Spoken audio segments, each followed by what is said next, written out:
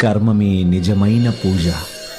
మనం ఏదైనా పనిని స్వచ్ఛమైన మనసుతో చేసినప్పుడు, శ్రద్ధతో చేసినప్పుడు, పూర్తి ఏకాగ్రతతో చేసినప్పుడు మనసులో అనుకుంటూ ఉంటాం, ఆ పనిలో ఎలాంటి లోటు ఉండకూడదని.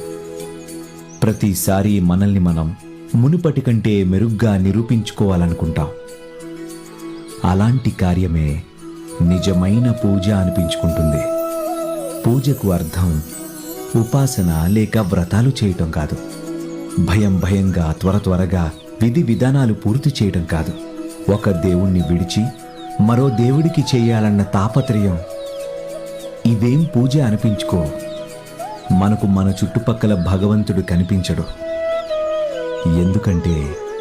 ఎందుకంటే మనం చూడాలనే అనుకోం.